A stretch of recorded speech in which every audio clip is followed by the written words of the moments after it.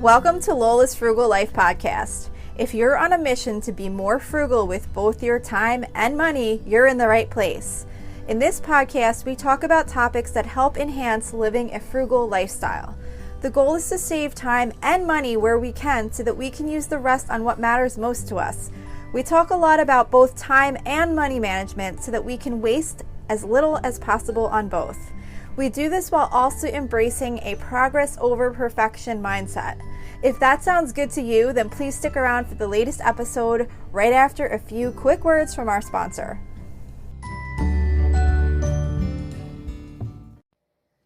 Hi everyone, welcome back to Lola's Frugal Life Podcast. So before we get into today's topic, I'll share my quick little life updates like I've been doing lately. So I just got back. This past weekend we went on a mini vacation to Lancaster in Pennsylvania with my family. It was really nice. We stayed Friday night, Saturday night, and then came home Sunday before Halloween. And I was off then that Monday and Tuesday being Halloween. So it was really nice because I got to have like the little getaway, and then I was home to kind of get some things done and then be home for Halloween, which was really fun because we actually had a ton of trick-or-treaters this year, which we hadn't had in a while because we have this one neighborhood in my area that got really super popular because there was a couple of houses that were done up really cool and everyone would just kind of go there. So over the years, our trick-or-treaters had really kind of gone down and everyone was just going to that neighborhood. But then a couple of those houses aren't doing their decorations anymore because they had like college kids that went away that were maybe involved in the decorations or whatever. So we finally started getting some trick-or-treaters back in our neighborhood. So we had a ton of kids. It was really fun. So it was kind of a nice break having that little getaway to Lancaster and then kind of ending it with a really fun Halloween day. So that's kind of my life update / loving lately, because what I was going to talk about for loving lately was the Halloween was so fun and I had so many kids come to my house. We were actually like running around scavenging for extra things to give away because I felt like I was about to run out of candy. So that was really fun. So anyway, today we're going to talk about procrastination. So procrastination is something that most of us experience at one time or another. You know, sometimes we might procrastinate because we overestimate the amount of time we're actually going to need to get something done. Or for some tasks, we might think that we're going to be more motivated at some point in the future to do something. So we're kind of waiting for that time to come when we're suddenly motivated to get this thing completed.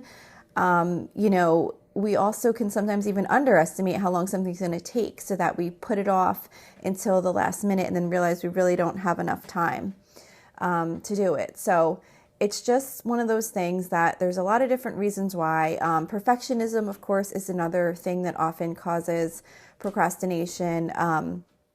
It really can kind of, cause us to not do something if we feel the need to be perfect about it. We're not sure exactly the way it needs to be done, or if we have every piece in place to do it just right. So we can wind up not doing things and procrastinating because of perfectionism also. So the thing is that there are many reasons that we might procrastinate, but if we allow it to become a major part of our lives, it can really cost us in time and in money. One way that procrastination can really cost us is in lost opportunities. When you put off something that's important, you could potentially miss out on opportunities that would have been really good for you. For example, if you procrastinate on a work assignment, maybe you might miss an opportunity to show how valuable you are at your job, which could cost you future promotions. If you procrastinate on purchasing tickets to an event, you might miss out on a really great time with friends or family just because you didn't act on something and get whatever you needed for that event before a deadline came. It also can cause increased stress. Procrastination can lead to stress and anxiety, and not only due to the tasks being completed last minute and tight deadlines and really kind of putting that extra pressure on yourself, but even just in the fact of knowing that you have a list of tasks piling up can really cause stress when you're not working on them or thinking about that they need to get done, or the fact that you are thinking about that they need to get done. Whenever you're working on something else, these things wind up popping up into your mind and you think to yourself, oh, I really need to get that done, and I really need to get that done, and I really need to get that done. And all of these things that you're procrastinating on that pile up cause stress in your daily life because you're trying to do things while you're, have all these other things in the back of your mind. And that can definitely be stressful. It doesn't kind of like let you just be at peace and focus on what you're currently working on and not having to think about these other things in the back of your mind that you've been putting off longer than you should have. And those can kind of cause that stress and anxiety. It can also cause lower quality work because of the fact that you're often rushing to get something done if you waited too long. So again, if you're doing this at your job, it could impact your career because you're not producing that higher quality work that you have the ability to do because you're kind of rushing at the last minute. And if you're doing it on a personal task, it can also sometimes kind of lead to disappointment, knowing that you could have done it much better if you had allowed yourself the right amount of time to get things done. And then, of course, we can also miss deadlines, important deadlines. That, again, going back to your career, that could cause serious consequences in your professional life, or if you're a student and you're not getting things done timely. And again, also in your personal life, procrastinating on booking a hotel by a certain time or making a special dinner reservation or, anything else that you're trying to get done. If you miss deadlines because of procrastination, it can cause consequences that have a negative impact on your life. And then, of course, financial costs. Procrastination can lead to financial costs as well. I mean, this could be in the form of late fees for not getting a bill paid on time, or it can even just be lost opportunity because you did not start investing in your retirement savings or increasing your retirement savings or, doing some financial transaction that you wanted to do at a certain time and now you haven't done it and you may have lost out on that opportunity or that growth that you could have had for your future self. So, like I said, we all procrastinate on some things at certain times, but to help avoid some of the costs associated with it and making it a habit, there's definitely steps we could do to avoid procrastination as much as possible. So one thing that you can do is to really stop catastrophizing. So that's not a word I typically use, but I saw it in a post related to procrastination and it makes sense. So what that is that's when we kind of tell ourselves that things are going to be much harder, more complicated, more boring, or any other slew of things that we might think about when we think about something we do not want to do. But in reality, usually what happens is when we actually take action and get the task complete, we wonder to ourselves, why did we wait so long to do this? We spend time building things up in our head, and then it actually takes hardly any effort to get it done. Very often. That's not always the case, but very, very often when we finally get something done, when we do it, we think, why the heck did we wait so long to do this? It was so much easier than I thought it was going to be, or it took so much less time than I thought it was going to.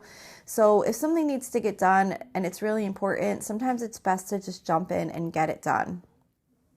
Another thing we could do is to really set small goals. Sometimes it can be really difficult to start a large task because it seems overwhelming, and that can cause us to keep pushing it aside. So if we can kind of take a larger task and break it down into smaller tasks, you can make a little bit of progress over time until it gets done. And then the benefit of that too is that you will see little bits of progress being made, which will kind of help keep you motivated to keep moving along and not procrastinate in the future on that task or project, whatever it is you're working on. Another thing you could do too is just to organize your tasks. A lot of times we focus on quick, easy tasks so that we feel like we're getting things done. But if those things we're getting done are not the most important tasks, we're really not making the best use of our time. So if you're having trouble making sure you stick to what's most important, try to make a list of all the tasks you need to complete and then kind of prioritize them based on their importance and also by when they need to be completed by, so you can make sure you're working on the most important things and the most timely things first. And then focusing your attention. We often want to try and get many things done at once, but certain tasks really just require focus to get them complete. If you have something that you really need to get done, see if you could try to block out time to work on it so that you really don't allow yourself to let other things get in your way if at all possible. Time blocking works really well for this because you can block out a specific time in your day when you are going to focus on that task and only that, and it can kind of allow you to make sure that you don't let other things get put in that time slot, and you make sure that you really just work on the one item that really needs your attention at this time. And then, of course, removing distractions. Distractions can cause us to procrastinate by taking away time from what we really need to get done. And I'm sure you've all done this. I know I have done too. If you're trying to get something done and suddenly you find out that you're doing something totally different because you maybe went to go put something away in your bedroom, and then you notice something on your dresser that needed to be put away, and then you put that away, and then maybe you noticed the drawer was a little messy, so you decided to organize that, or whatever it is. There's so many things that can distract us. So we really want to try and keep ourselves focused and get rid of distractions, and don't let those distractions take our mind away from what we really need to get done. And of course, there's the usual distractions too, such as your phone, social media. Just try and keep those out of the picture when you're trying to focus on something and really just get something done, so you can avoid procrastinating on it further. And forgive yourself. If you've missed a deadline or you didn't do as good of a job as you wish you had done, don't be so hard on yourself. We all procrastinate at times. So just try and make a promise to yourself to do better next time. Maybe make a plan to get something else off your list. That'll make you feel good because you can get something else done, even though maybe you didn't get a different task done that you had wanted to get done timely. And like I said, definitely let go of perfectionism. It is so important to let go of perfectionism in order to get more things done and to stop procrastinating.